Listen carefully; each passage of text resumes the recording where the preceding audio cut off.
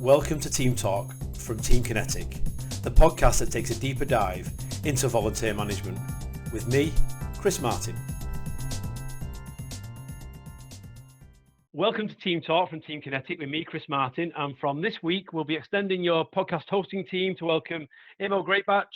Imo is kindly volunteering a time as a co-host with me, as well as working behind the scenes with this series. And anybody who knows Imo knows she loves creating a great conversation and raising the awareness around volunteering.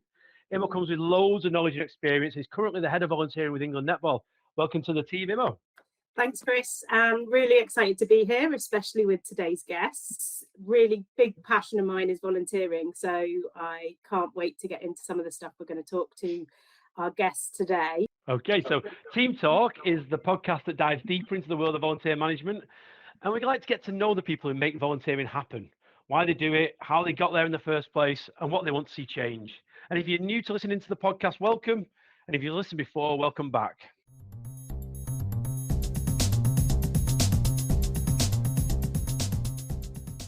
Fab. Thanks, Chris. So today's podcast is really going to dive into the fact that in addition to Volunteers Week taking place in June, the vision for volunteering for the next 10 years was launched too. And we're delighted to welcome Gethin, Jenny and James, who were part of the project, to this episode. Gethin Williams is a volunteering strategist and non-profit specialist with 20 years experience across the UK charity sector and central government. He's worked extensively in volunteering, youth, sport, disability and environment sectors and held senior strategic and operational roles in policy and comms, business and workforce development, infrastructure and membership services, community development and charity governance. Outside of work, he's also a volunteer on a board of trustees and is involved in delivering an annual music festival, as well as being part of the team who wrote this vision for volunteering. Jenny Betteridge is the strategic lead for volunteering at Sport England, a national public funded organisation with a mission to enable everyone to benefit from sport and activity. Jenny has an extensive professional background in volunteer management and works on supporting investments into community volunteering. And out of work, she's also a trustee on a registered charity, a mentor, and active part of her local community as a volunteer who regularly blogs on key topics, which you can read about on the Sport England website. And last but by no means least, we've got James Allen, who's the Director of Council working with various clients across sport and physical activity, private and voluntary sectors in a range of areas, including public affairs, communications, research and governance. James has been working in and around sport for the last decade, prior to which he worked in government, politics, the charity sector and financial services. Outside of work, he's a trustee of Disability Sports Coach in London and the Bristol Sport Foundation and a fellow of the Royal Society of Arts. James worked as part of the wider team to develop the vision for volunteering and led the project around the specific elements for this for Sport England. So 3 fantastic guests that I can't wait to get into conversation with, Chris. Throwing it back to you. Thank you. So welcome, Jenny, Gethin and James. Great to have you on the hottest day of the year. Thank you. It's really great to be here. Likewise. Yeah, thank you, Chris. And James, I think it feels like another podcast to find out more about the Royal Society of Arts. It's a string to your bow that I didn't know about. So maybe that's one for a different day, a different podcast. Yeah. Man of mystery, Chris, but very happy to come back. So here on TeamTalk, we like to get to know our guests a little bit. And we thought we'd start with a little bit about you and your motivations and what attracted you to work within the voluntary sector. Was there a particular moment or person that inspired you? And if we can start with Jenny, maybe you could tell us a little bit about what brought you to this particular strange endeavour that is volunteer management. Thank you. I'm not sure it's necessarily a particular moment. I think it's probably more a mindset or values. I actually have a background in community and national politics. So I worked for the Labour Party for 13 years. And actually, when you kind of think about the two, you think kind of community politics and sports volunteering, perhaps you might not see the similarities. But for me, it's absolutely about people in their communities wanting positive change for themselves, their families, their friends, their communities. And what does that look like? So for politics, that could be anything from, sorting out fly tipping, antisocial behaviour, campaigning to keep the library, invest in the NHS, whatever that positive change is for them and their community. And if you play that wider for sport and physical activity, it's exactly the same. It's about physical well-being. It's about prevention of kind of health. It's about mental well-being. It's about community connection. It's about knowing each other, getting to know your neighbours, and building that strength from your community out. So I don't know whether I'm a sport agnostic or an atheist. You know, I don't have a particular one that's amazing. All of them are amazing. All of them have huge impact. Whether that's hula hooping or netball or rugby or any of them, it's a way to be active together with your community. And volunteering is a really important part of that. And 10 million people last year, of all years, gave up their time to help their community be active. And that's a really powerful thing. Fantastic. Thanks, Jenny. Getting a little bit about your journey to your journey through volunteer management, should we say? My journey through well, yeah, it's weird how you get into things, isn't it? Really, I mean, when I came out of school and university, I didn't really know that working in the charity sector existed as a thing. I think we're probably really bad at explaining that. I fell into it kind of quite by accident. You know, like many people, you just want to do something useful, and then you kind of end up there. And so I've sort of wandered through the voluntary sector in all sorts of different areas, like the littlest hobo or something. That's kind of how I feel at times. Just moving on for listeners old enough to remember that reference, one for the kids. But volunteering's been a real feature of the last sort of 10 years or so of my work. And I guess it's the backbone of so much voluntary activity. And I just find it really fascinating area to work in. You know, when you take kind of money off the table to some degree, and I'm not getting into a volunteering is not free conversation here, there's plenty of time for that. But when you take money out of the motivations and around volunteering, you realize kind of how interesting it is, and all of this fascinating value that it generates on all these different levels for the people that you support, for the volunteer themselves, and wider society. And in the last 10 years of working in the charity sector particularly, financial climate's been so tough. I think there's an onus on charities to sort of do everything they can with the assets that they have. And I find volunteering really unique in that respect, which is why I love working in it so much. Thank you. Cheers, Gethin. And James, tell us a little bit about your journey. Yeah, sure. Thanks, Chris. I guess kind of similar to the other two. No particular sort of big moment where I came into this space. I think, like a lot of people, I slightly kind of got into it by accident and through a process of evolution over time. So a bit like Jenny, a lot of my kind of volunteering and professional background has been in and around Labour politics. And when I left university, I also didn't really realise or think about the voluntary sector as something that might be a source of employment. I wanted to work in politics, and the reason for doing that was that I was passionate about changing things and making society a bit fairer and more progressive. And over time, I think just kind of honed that down and became a bit more specific about what that could look like and what that means. In terms of sport volunteering, I've been engaged in sport in different ways for most of my life. So as a very enthusiastic but not at all talented participant in a few different sports. My children now are whether they like it or not, into a variety of kind of sport and various kind of physical activities. I have volunteered in various roles as well, but it's in the last kind of 10 years where the two things have come together. Interestingly, and I think something that came through the work we did with Vision, and I think we'll probably talk about today, is how the sector can get a bit better at articulating some of this. So the cause around sport, the social difference that it makes, which I do think other bits of the voluntary sector are probably a bit further ahead in. So perhaps something we could explore, but a challenge that we've been really interested in, and a part of the Vision exercise that we particularly enjoyed as well. Thank you. And I think even from that brief introduction, you already set the scene for some of the themes that we're going to sort of cover, the route into volunteering that people find, and the different hats that people wear, and the different ways in which you find yourself wanting to give back and generate community. They're almost sort of fundamental human desires that we, to belong and be part of something and create a community that's, whether it be it political or be it sport or be it, there's definitely some key themes that came through just in that sort of brief little introduction to you all that hopefully I think we're going to revisit a little bit as we go through some of this stuff.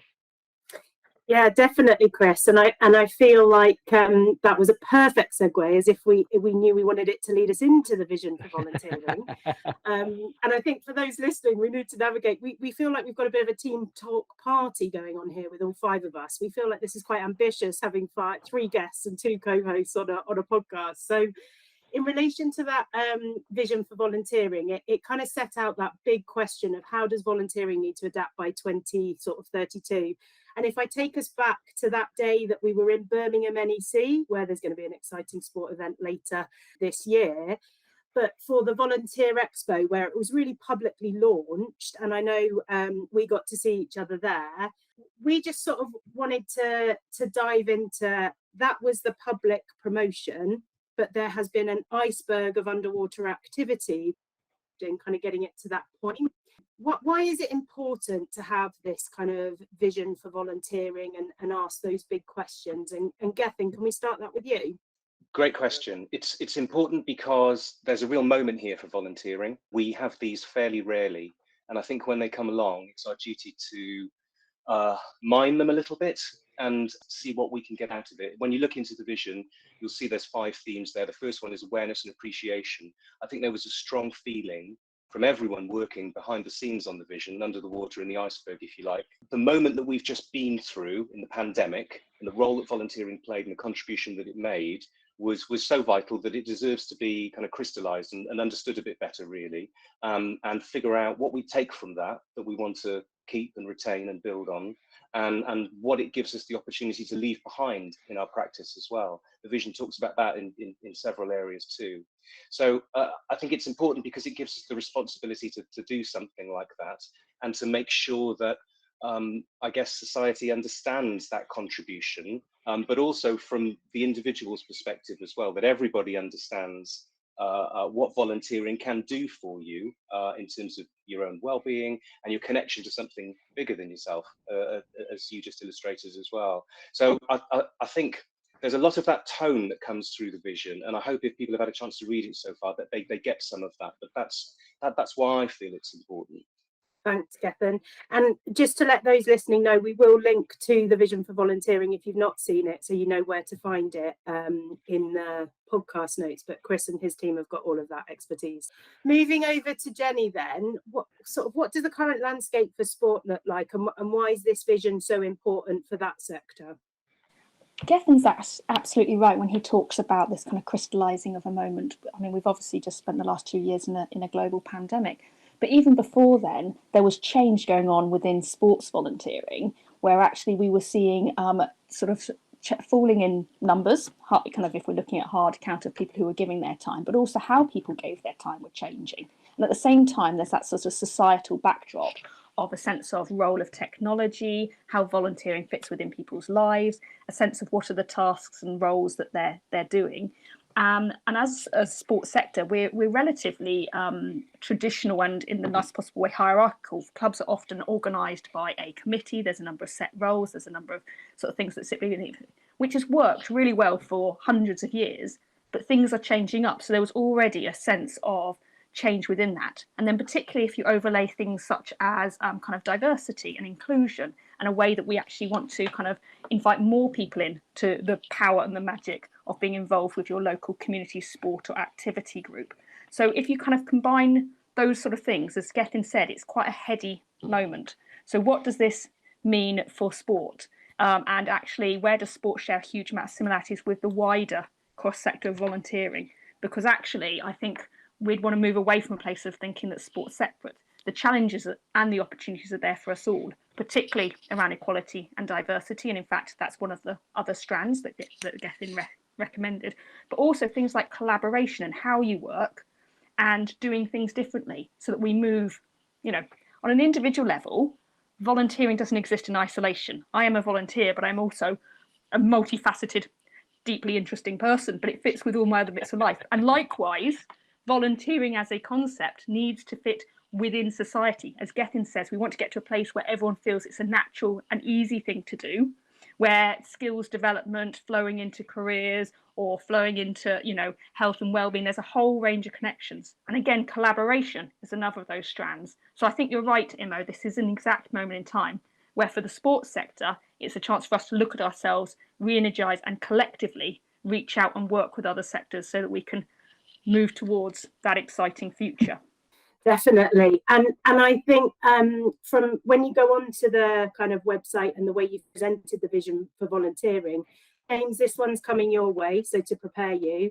But I think it's really clear that there's this kind of significant involvement of different stakeholders from charity sector and kind of as well as sport that crosses the voluntary sector. I guess two questions here. Can you talk to us a little bit about that process of the different stakeholders, how they've been involved, who was invited, and start to creep into that under the iceberg kind of process? And what have been the highs and lows of getting people together to kind of collaborate across all these different sectors? Yeah, that's quite a big couple of questions there. So I'll have a go at those. And just a very quick observation, if I can, as well, just on the previous topic. I agree with everything that both Jenny and Gethin have said. I think that the point for me is that as sectors, and I think we all do this, we tend to work in quite siloed kind of ways, and often that's set up for the convenience of people working within the sector. That doesn't reflect the reality of the way people live their lives and the complexity of that. So yes, I'm a sport volunteer and participant, but also I love being outdoors and I'm interested in nature and music and lots of things. And those sectors and organizations are not particularly good at talking to each other sometimes and creating a kind of experience for people and families around all of that. So I think this has been a hugely exciting exercise to work on. In terms of the highs and lows bit first, lots of highs, lots of really exciting, challenging, dynamic conversations, the opportunity to reconnect with some people that I've worked with previously in different jobs and at different points of my career, making connections with completely new people as well who I've never worked with, and kind of exposure to some challenging and different perspectives on things. An opportunity for us all, I think, on the sport side to step back a little bit from some of the day-to-day kind of process that we're engaged in and to look at what other colleagues in related sectors and organizations are doing. So lots of highs. Genuinely no lows at all. Some challenges in a process when you've got 6 or 7 organizations and a lot of quite strong-minded, creative people coming together with a fairly pressured timeline. That creates challenges, but I think Gethin and I were both close to that, and I'd certainly say that was much more of a kind of energizing than a difficult kind of process, but it was a challenge. On the process part, I think the biggest strength of this is that there was a lot of genuine and open-minded consultation. So we've all worked on things where you're consulting in inverted commas, but what you're actually doing is kind of telling people what's going to happen and maybe kind of tinkering around the edges a bit. The consultation here was a genuine one.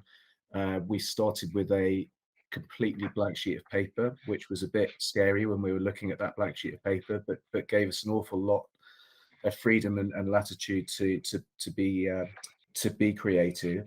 Gethin, I don't know if it's worth you just talking a bit more about some of the mechanics of how it worked, because you led on that side of things. Yeah, sure. Thanks, James. Absolutely. So most of the consultation and engagement took place towards the back end of last year, November to March time. And I think you're absolutely right. If I think back to my community development days and the ladder of engagement, consultation can be a bit sort of two-way and transactional. We were much higher up the ladder than that, and that was quite terrifying. But we sort of took out ideas about what the vision could be to a whole bunch of different stakeholders. So those early workshops, there were sort of 7 thematic themes, and they were all the things that you'd expect. There was a health and well-being one, an employment and skills one. Each of them had a couple of co-chairs that were drawn from beyond the main leadership group, which Sport England sit on. So it was very devolved in that sense. We mostly heard from people in the sector, leaders in volunteering, managers and other directors interested in that kind of area. Didn't hear probably as much as we would like from individual volunteers. That feels like something we probably need to do a bit more on next, in whatever iteration of the vision kind of comes next. But the conversation was really rich. Over 350 people kind of got involved in those workshops. 300 organizations took part. There were like 19 people on the wider steering group. I think we received about 60 or 70 submissions, many of which came from local organizations.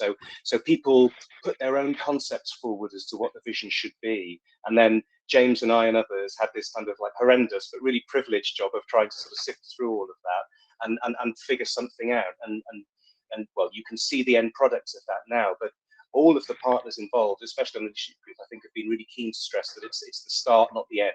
And what we do with this now is a collective question for all of us. So here we are, and may we have that question for a long time. I thought that reading through the vision and reading it again this morning just to remind myself of some of the finer detail, you've got this real challenge where volunteering, and Jenny touched on this a second ago, is intensely personal and intensely unique and individual to the person doing it. But when you're trying to come up with a vision, you've got to try and come up with something that is generic and global. And that's a real challenge. And I think what you have managed to do is identify where the sectors can be better at not having a one-size-fits-all approach and being more open to individual preferences and requirements and the change in society where we are becoming more individualistic, and how you can meet that need of the individual while still building community. I think that not to make you head swell too much, but it feels like you've set the right kind of challenges within the vision to sort of go and challenge the organizations that take this on to look at themselves through that sort of lens. I don't know if that was on purpose or as a sort of an accidental result of the sort of the work and what came back. It's almost like you don't need to speak to too many individual volunteers to get the general sense of the direction of travel that the organisations are facing, if that makes sense. I think that's just the feeling I got from what I was as I was reading through it again this morning. Less of a question and more of a statement. I don't know if anyone's got anything they want to add to that. I'm not sure.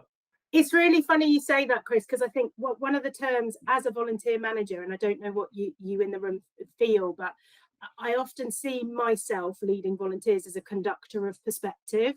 And I feel like a lot of my role as the champion and the lead and the paid person that's kind of trying to shape how to make volunteering easier, there is an element that those individual volunteers' voices are something that I should be pushing up to you in those conversations. And I know, Geth and James, I was part of a smaller group with some other sports, some great colleagues, and the emotion in the room when we were kind of feeding into this, it was almost, this is really powerful that we're having the time to talk about this and think about it in a different way.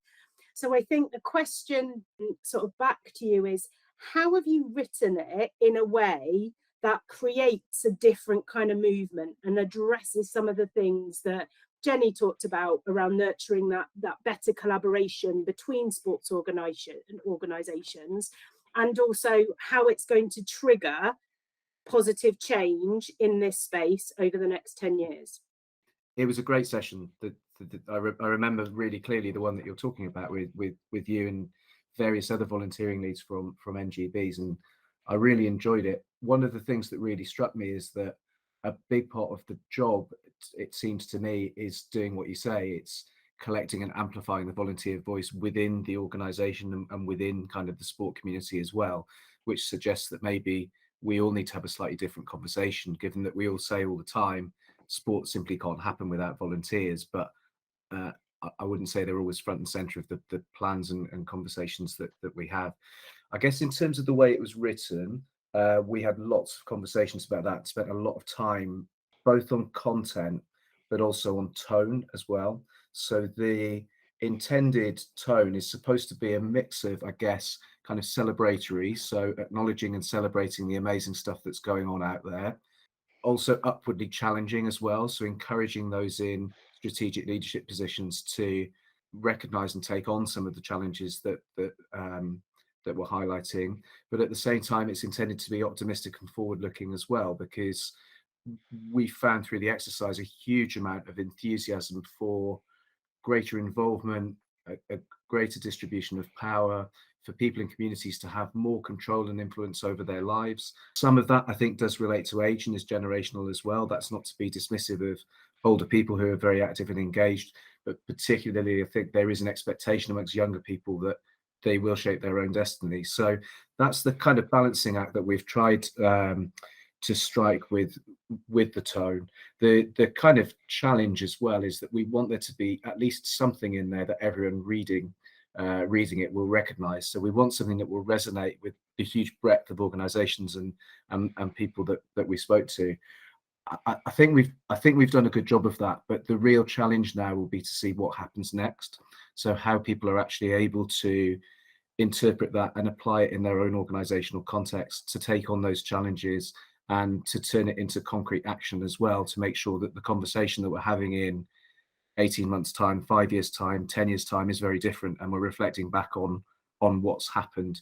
We've tried to kind of weave that in a little bit to the way it's written as well. So we've tried to project forward what we would say in 10 years time would be success. So it will be a slightly scary but really interesting exercise to engage in 10 years time, to see how much closer to those kind of I think quite ambitious vision statements we've got to. I did like the vision statement part of it, 'cause it adds a bit of meat to the bones. It adds a little bit of context. It's not just airy fairy dreaming of we might do this. It's almost like, here's some targets to go and have a little look at. Here's some sort of things to really aim towards. Jenny, how's it impacted sort of the thinking and policy at Sport England? What have you taken from this, and how will it sort of affect the way you interact with the governing bodies and the people you fund? So it was an absolute privilege to be part of the Vision for Volunteering relationship to this point. And I think, as you've heard from Gethin and James, this is only the start. You know, your listeners will be able to go and read the document, but really importantly, on the tone and on the messaging around it is about looking forward. It's about that honesty and transparency of where we're at and what the possibility is if we work together. And that aligns really closely to Sport England's new strategy, Uniting the Movement. And in that, we say fundamentally there are some real challenges and real opportunities, particularly around tackling the inequalities in health and activity. But really importantly, we don't hold the answers, and nor will we be able to be singly, there is no silver bullet, but actually together thinking systemically around how do people engage in sport and physical activity, and importantly for this crossover, how people feel able to give their time to support themselves, their families and others into sport and physical activity. That is a really important one. So for me, I see it really nicely dovetailing into our work, into our conversations with our partners. And again, this is where the Vision for Volunteering is really powerful, because it looks across sectors and it looks about empowering and handing that power to others. So working with national governing bodies, NGBs, we talk to them around how do they support and govern their sport. They are a systemic partner. They have responsibilities beyond just the activities that they deliver. How are they thinking about their people? And how are they thinking about inclusion, diversity, trying new things? You know, how can we, in our privileged position as a funder, be able to give them that reassurance and that confidence that they can experiment or pilot? Or how does good grow? You know, how does the stuff that you're doing really well in one part grow to others, and how do we share? Because ultimately, no single sport or activity will be the answer. No format of volunteering will be the answer. As James said, you know, it is intensely personal. 10 million people gave up their time in 10 million different ways, I should imagine, last year. Yep. And actually, how do we make sure that it's the sum of the parts that is greater than this as we look forward and move forward? And really importantly, how do we keep on bringing people into this conversation? Vision for Volunteering was not a set of decisions, nor a set of recommendations, nor pointing to government, nor us to say this is what others should do. It's about how, as volunteer managers or people who are passionate about this space, how can we feel excited and empowered to be like, I'm going to go and try that, and it's okay if it doesn't work, or I'm going to learn from this, or I'm going to work with somebody else to see what they're up to. And how do I bring more people into the conversation? Because my views are just from a particular limited perspective. How can I share this and bring this greater? Definitely. And Jenny, you started to talk about some of the 5 themes there, but I'm thinking if someone's tuned in and they're sort of, oh great, you're talking about this vision volunteering, but what are these 5 big hitters? Gethin, will you talk us through some of what those are and kind of what change you hope to see? Yeah, sure. I will try and do my best. Thank you. So the only 5. One of the best things about the vision is it's really short. I mean, you could read it in less time than it takes to listen to this podcast. It's mercifully short. And I think that's one of its strengths, actually. So there's a couple of themes that are really about, I guess, us in the volunteering sector and our practice. The 4th and the 5th ones for me kind of are in that camp: collaboration and experimentation. Collaborate, you know, you'd have to go far to try and find somebody in an organization who didn't have collaboration in their strategy these days, wouldn't you? We all recognize the kind of the power and the opportunity of that.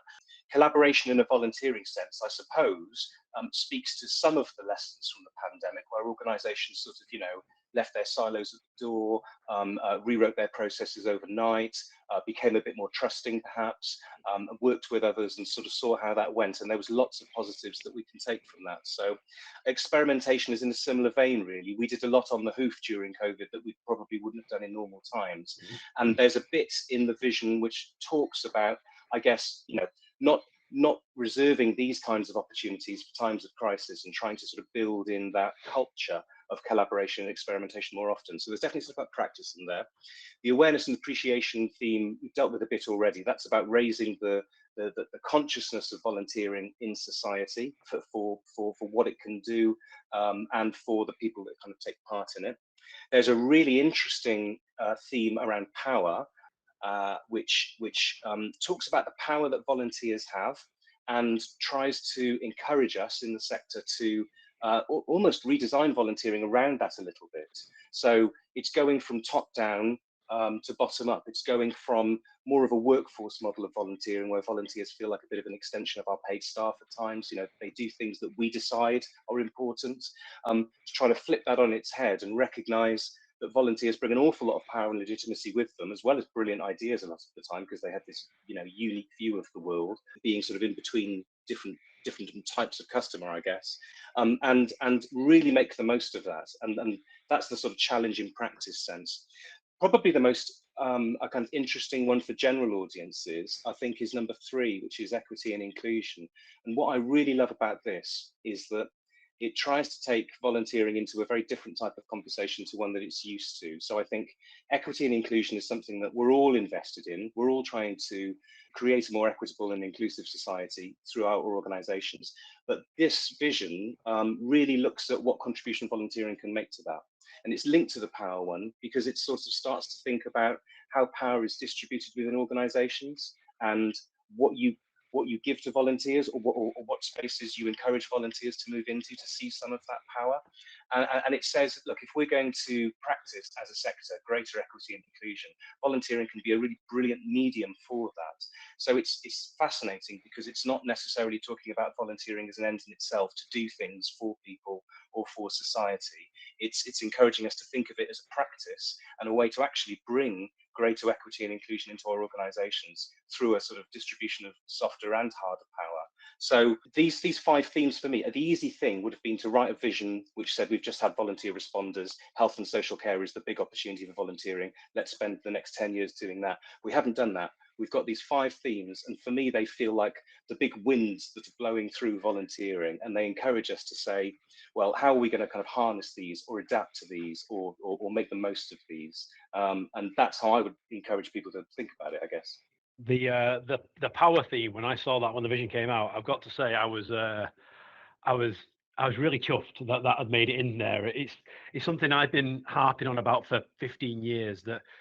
That as a tech person, my belief in tech, my perfect world, democratization, isn't it? in the perfect world, the technology should democratize power. It should give volunteers agency. It should allow them to make choices about their own volunteering and their own direction of travel through their volunteering journey. And it's something of it's been something of the elephant in the room in volunteering for quite some time, because organizations have a sense of ownership of their volunteers. There's been over the years, they're my volunteers is often been the prevailing feeling for certain organizations. There is an investment in organizations making those volunteers, so you can understand where some of this comes from.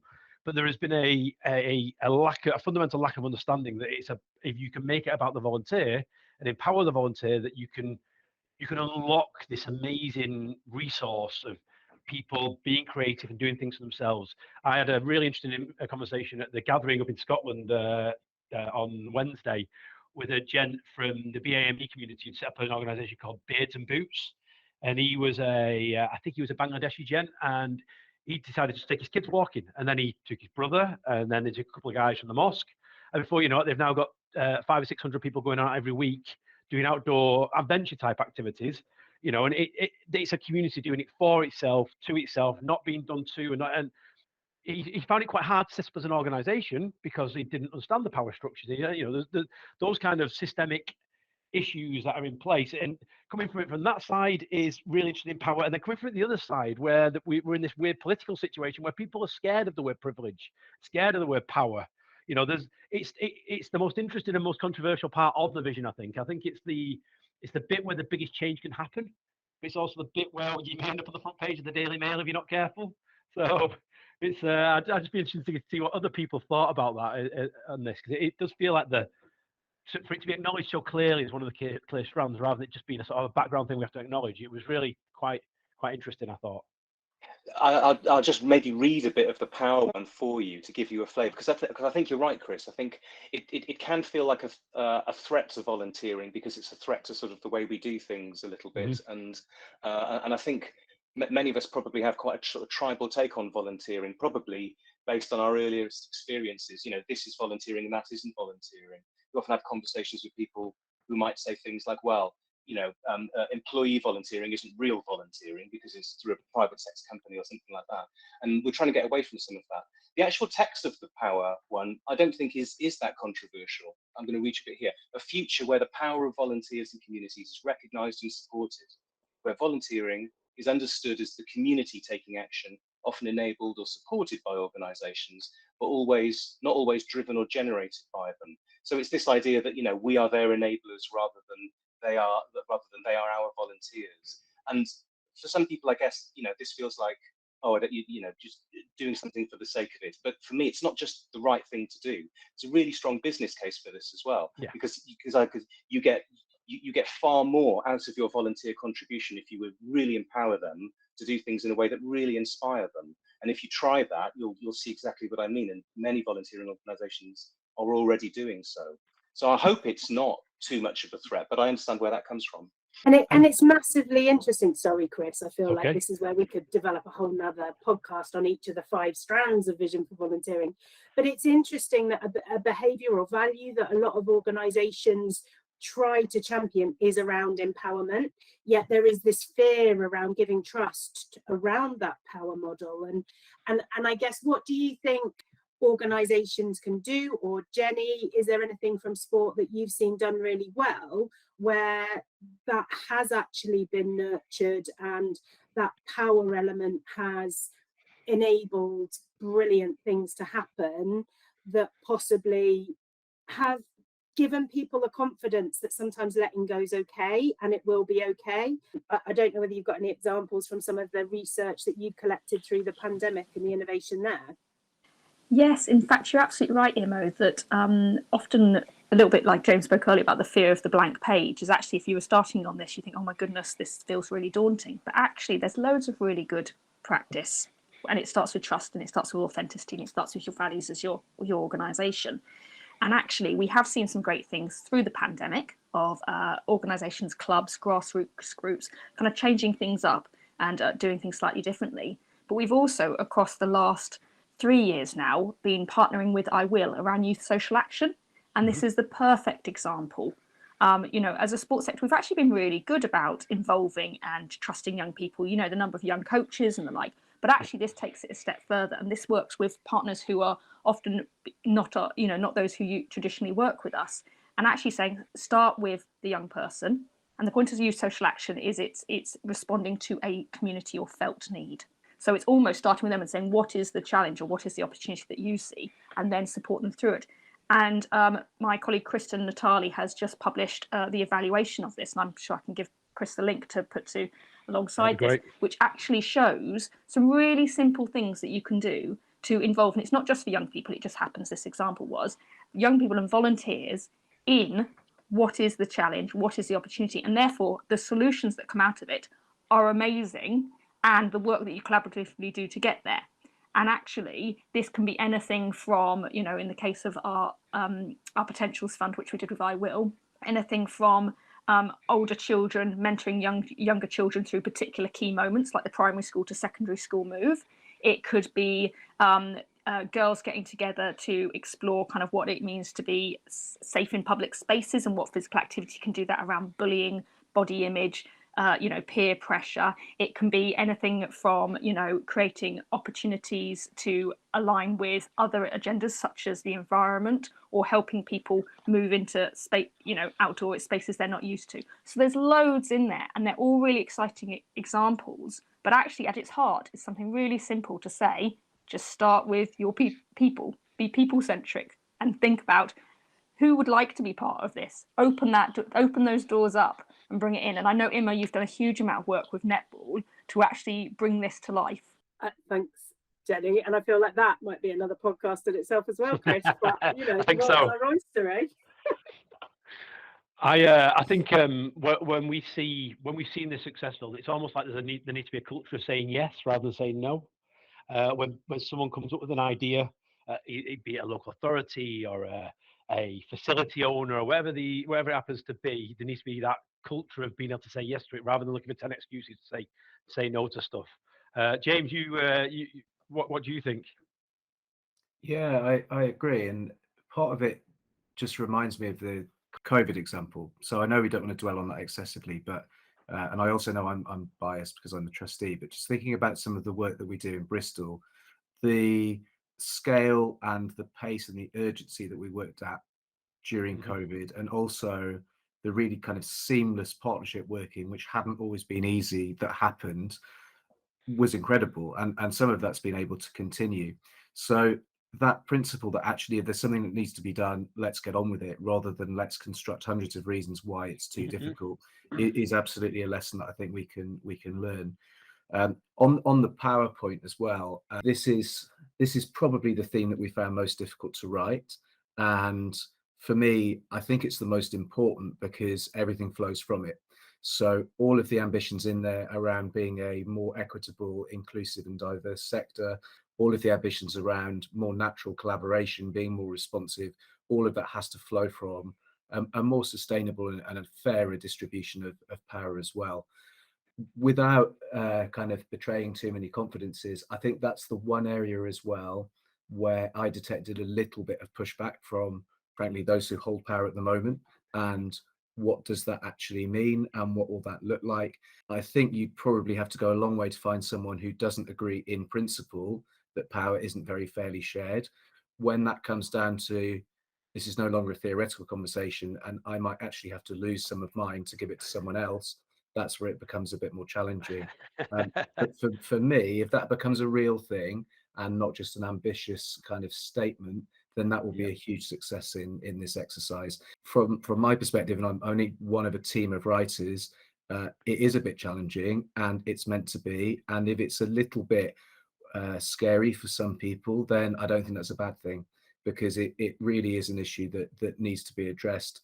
And in the community consultation we did, that came through very, very strongly, that people don't necessarily feel that they have the power and influence that they should have to control what goes on in their lives, and they want it and they will use it wisely. So let's make sure they can have it.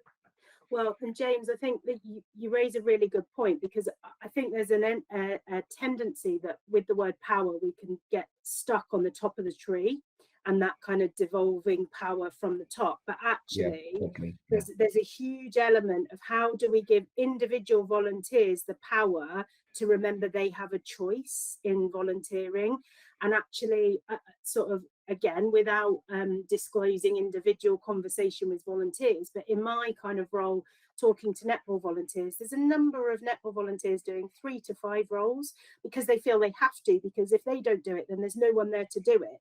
But actually, we need to support them to understand, where do you really want to focus your energy and efforts, and how, almost, Chris, where you say, can we encourage more people to say yes, but at the same time, can we encourage more volunteers to say no, because I love this bit and I want to do this bit really, really well. So I think where we talked about these thousands of perspectives, the really exciting part, it's almost through these conversations, we're really seeing the way in which you've written the vision volunteering and the kind of power theme could mean so many different things to different people, and how we create conversations that unlock that movement to where we want to see volunteering in 2032. It's that classic example, if you want something done, Emma, you always ask a busy person.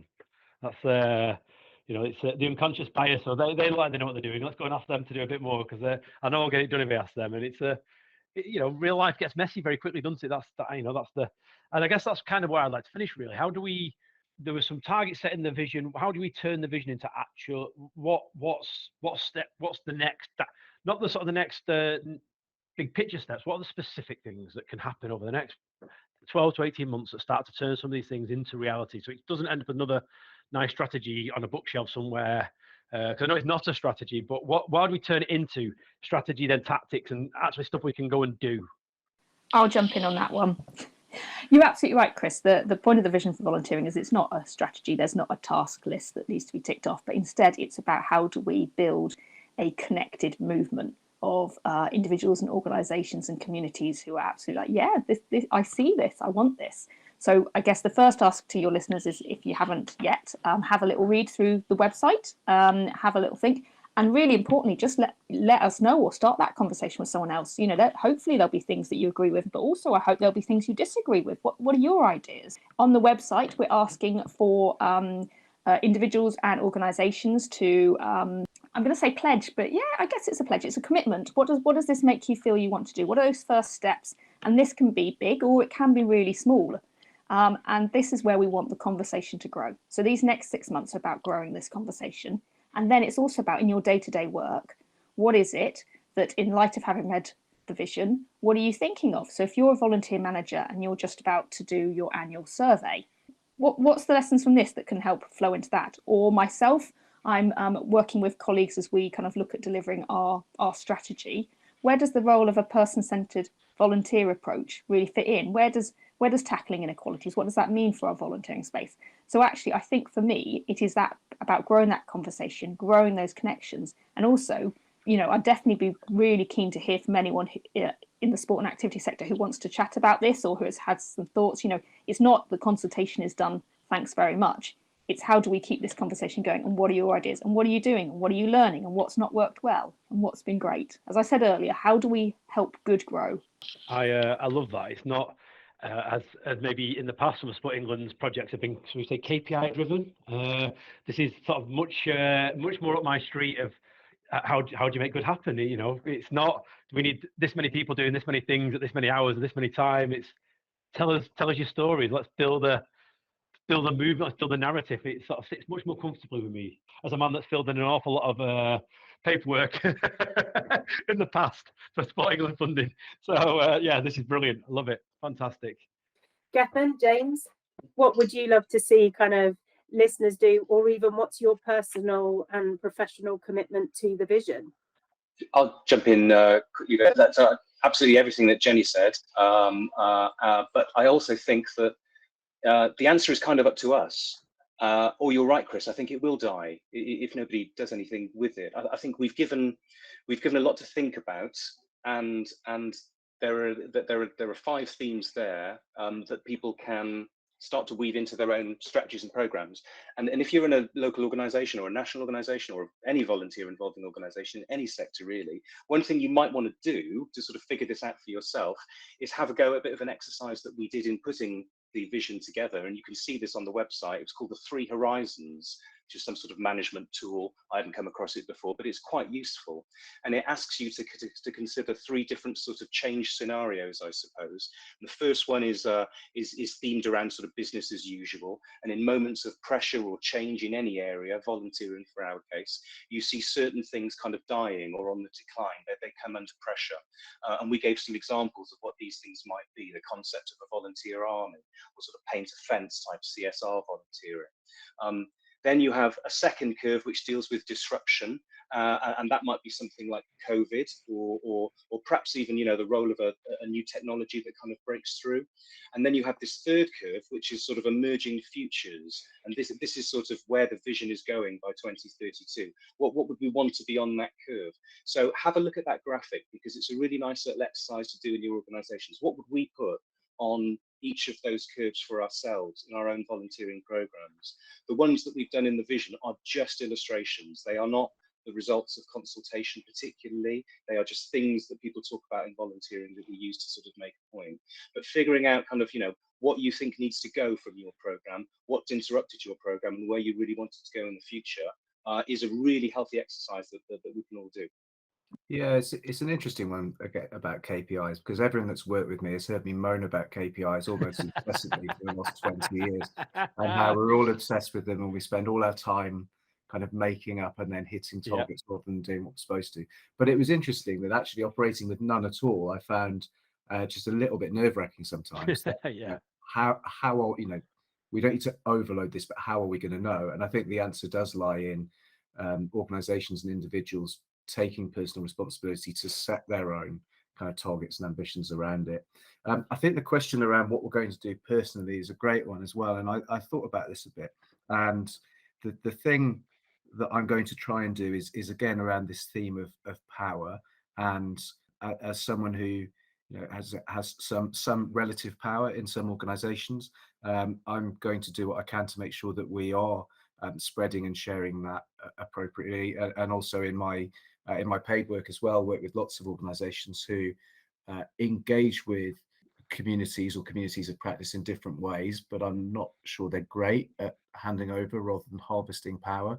So that's the one kind of challenge that I've set for myself, and hope to be able to come back in future and talk about that and what I've actually done in practical terms. But this point around striking a balance between being purposeful and having accountability without overloading it with targets is something that we were really conscious of. And ultimately, I think we've ended up in the right place. But that was a difficult conversation because we just didn't quite know where to land on that. But as I say, I think we've got to a good place and a kind of appropriate balance. Fantastic. My again, being a technologist, I think there's a role for technology in some of the platforms that are out there that would, we may be able to take some baseline and look at the potential growth across volunteering in a more hands-on manner than the sampling that Sporting England do through their active people surveys and stuff like that is phenomenal, and it's a massive sample. But maybe there's a role for technology to get even deeper into that. We can actually see what people are doing volunteer-wise and get a little bit more into the data. There is a lot of data floating around out there, and maybe if there's some way of bringing some of these data sets together more effectively, as we did during COVID with the value in volunteering work we were doing with Jurgen Institute of Volunteering Research. There is something there. Maybe there's some big data sets knocking around that we might be able to use to say, sort of take an indicative look at the sector as a whole, and look at over the next couple of years, do we see some trends and changes that may be coming out the back of this work? You would only see in big data sets, but you may not see when you're asking individuals about the specifics, because it doesn't really show at an individual level, but you can see it at a population level. But that's just for me. So that made me meandering and thinking about what we might be able to do. It's a conversation me and Jenny for another day, maybe. Yeah. Well, and I think we've talked around the room about each other's personal and professional, and I have to say thank you to you, Chris, for inviting me to kind of be part of this podcast, because you all know that the awareness and appreciation element of the vision is probably where my kind of passion lies. And I think having podcasts like this that start to create conversations that people can listen into, that kind of really promote that creative thinking, it is just those kind of small steps that will lead to that positive change. So certainly my personal commitment is being involved in things like this to try and start those conversations. And I think some of the stuff we've talked about has been really, really powerful. And it's nice to hear, whilst it's brilliant and a beautiful website structured really simply, I think you've really brought to life the journey that's taken it to get there. And I think sometimes we forget that. We just see something and think, oh, well, that's nice. But actually, the stories that you've listened to kind of create that, individual volunteers right through to those volunteer managers have been represented, and it's how that they can start to feel they want to continue to get involved to make sure even more are represented. I guess we're sort of about there. We're just about running out of time. Is there anything we haven't covered that you would like to talk about before we go? We've got a very quick challenge, and I think 2 on you. So what 2 words would you use to sum up volunteering personally or professionally for you? And we can go round the room, and then say a big thank you to you for coming on and to those listening for tuning in for 40 minutes. Gethin, what 2 words would you use to summarise personal or professional volunteering for you?